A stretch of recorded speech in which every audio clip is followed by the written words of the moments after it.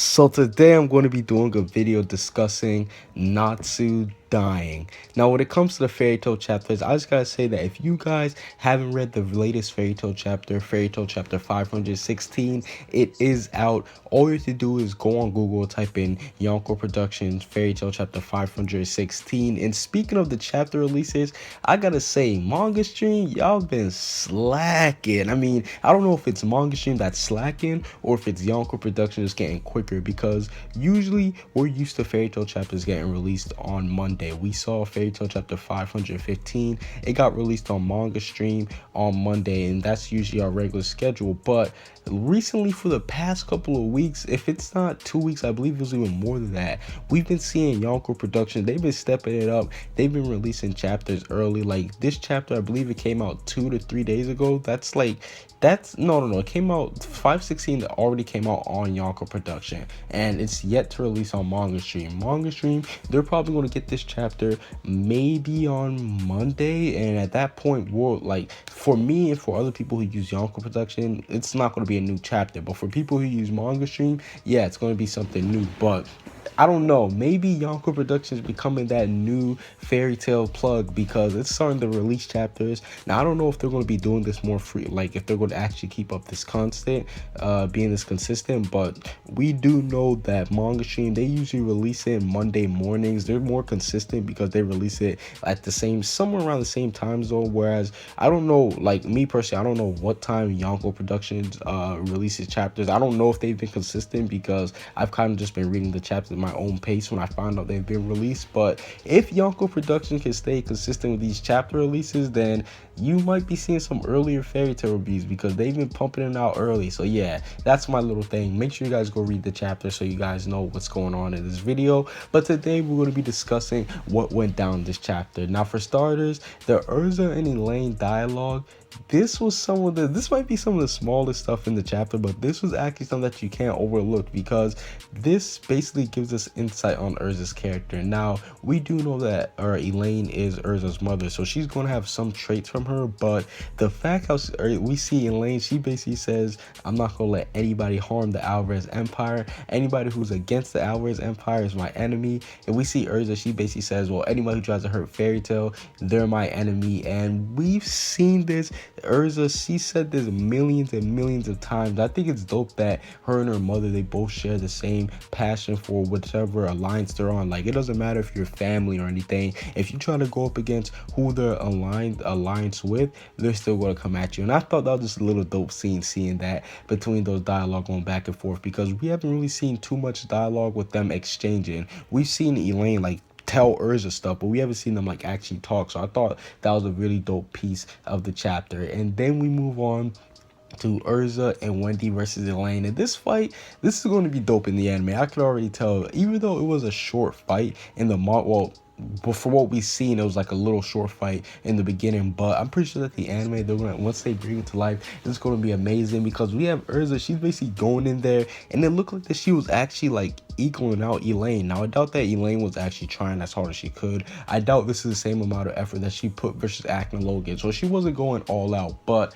we seen Erza, she was basically like, I'm pretty sure Erza's going out, but she was basically holding her own against Elaine. Like they were even. And then Wendy comes in there with the side piece out of nowhere, and basically they end up injuring Elaine. And even Elaine is shocked. She's like, damn, like they injured me of all people. This is crazy. Like, I like that, because it's showing that these two, like, once again, one of the biggest things I like about fairy tale fights in general is that usually it's going to have to do something with the main people fighting, the good guy getting help. So it's kind of like saying, yeah, if this person was to fight alone, they would have stand a chance, but now that they got help, now it's more reasonable. And I like that, because it's not just going to be one person always fighting and always just being stronger. Like, I know Erza can't take on Elaine alone, so she's going to need help in order to do so. And speaking of Elaine, when she finds out about the dragon seed, oh man, she she got so salty, man. Because she's basically telling Wendy, she's like, yo,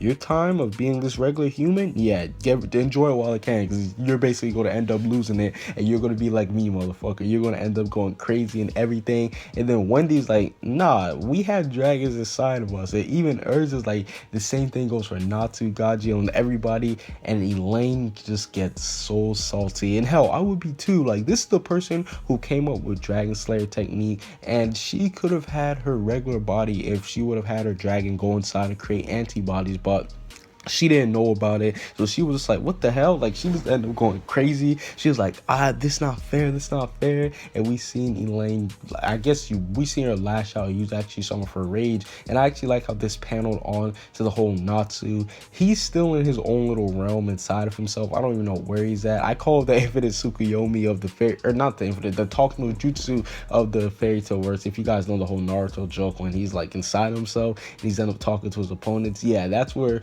Natsu is right now. He's just chilling with himself. But I do like the fact that we did get to see a Natsu and Igneal reunion, even though it's not necessarily like a real reunion. This is all in Natsu's mind. I just thought it was dope to finally see Igneal and Natsu, them finally actually talking it out, because with the one of the biggest things with Tartaros arc is that Igneal said, yo, just wait for me, I'll tell you everything. If you get the book of E&D and if you stay alive, just wait for me to defeat Acnologia and we're gonna talk. And we saw how that ended up planning out. Yeah, Igneal wasn't able to talk with Natsu, and I'm pretty sure that he would have revealed some of the stuff to Natsu had he been alive. Hell, I think he would have told him that he's E&D and everything, and he needs to protect that book had Igneal stayed alive. So the fact that we finally get to see the dialogue, the father-son dialogue between these two, is really dope. I just enjoyed that a lot. And then we find out about the demon seed, and this is, seeds are just popping up out of nowhere. Like everybody's gonna have a seed in them. Like, this is just going crazy. First we find out about the dragon seed and how that basically was stopped by Neil, and basically all the other dragons, they stopped their drag slayers from turning into dragons by negating the seed effect. But now we find out that Natsu, the reason why Natsu is dying is because of the demon seed. And this is what I want to talk about, the demon seed. This is just crazy, because we found out that the demon seed and the dragon seed, they're trying to like fuse together, or at least they're trying to like come together, and this is resulting in Natsu dying. And me personally, how will Natsu escape this? Because like, on one hand, we thought that it was a tumor or something had to do with, like, that's what Lucia, I don't even know how to pronounce her name, you guys know who I'm talking about, the Edelhaus counterpart for Grandini. But we thought that she basically said that it was a tumor.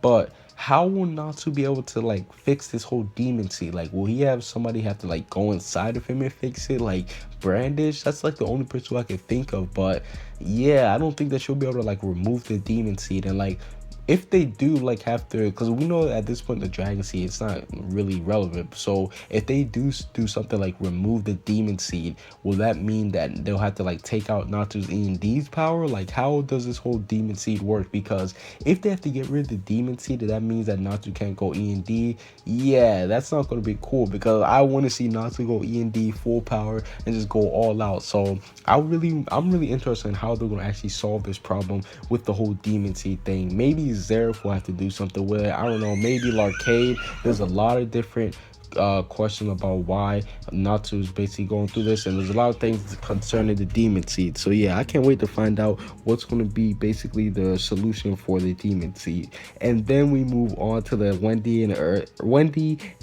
Erza versus Elaine fight, and that just keeps on going down, just keep being epic. We got both of them going in. Elaine, she's looking a little bit more serious, and we seen Erza and Wendy, they basically use some type of combined enchantment attack, and they go in, it looks like it's gonna work, but Elaine just straight up tanks it. Like, she eats that hit like it's nothing, breaks her sword, then she just ends up switching bodies with Wendy on some straight up getting you shit. And that was just crazy, because next chapter is called Wendy Belergian, so it's looking like she's gonna have her body for a period of time. And is this basically gonna mean that Wendy, she's gonna go inside of Elaine's body? That's what I'm assuming. So this can work out in two ways, because yeah, it is going to be cool for basically, it's good on Elaine's part, like as for her character, if you know what I'm saying. Like, she's finally going to have a normal body. This is what she wanted. But unless her powers get transferred over, which I doubt, she's going to be Wendy. Like, she's going to be as strong as Wendy. Don't get me wrong, Wendy, she's strong, but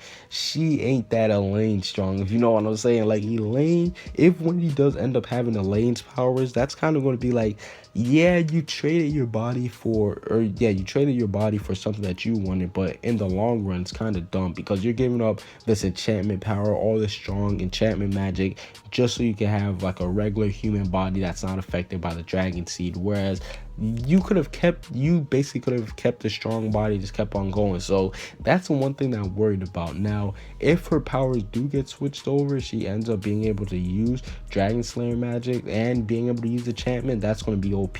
But one of the things that I want to basically, I'll end the video off with this. One of the things that I want to talk about is Wendy unlocking, or Elaine unlocking Wendy's true Dragon Slayer potential. What do I mean by that? We know that Elaine, she is basically the godmother when it comes to Dragon Slayer magic. You know, she's the top of the top. She's gotten everything. So maybe she's going to be able to unlock some type of new Dragon Force with Wendy's Dragon Slayer magic. And maybe she's going to be able to like utilize Wendy's Dragon Slayer magic to the fullest. And I think that's going to be dope because it'll basically show that, hey, yeah, there are a lot of Dragon Slayers and we've seen how far Dragon Slayers come, but if Elaine can do something that we've never seen before with Dragon Slayer magic with Wendy, that'll be, I'm not gonna lie, her credibility will just straight up spike up. I'll be like, okay, yeah, she's the real deal. So overall, what did you guys think about this chapter? I thought it was a dope chapter. I can't wait for 517 Fairy Tail. It's been amazing so far. I can't even front with you guys. So yeah, that's basically it for this little video.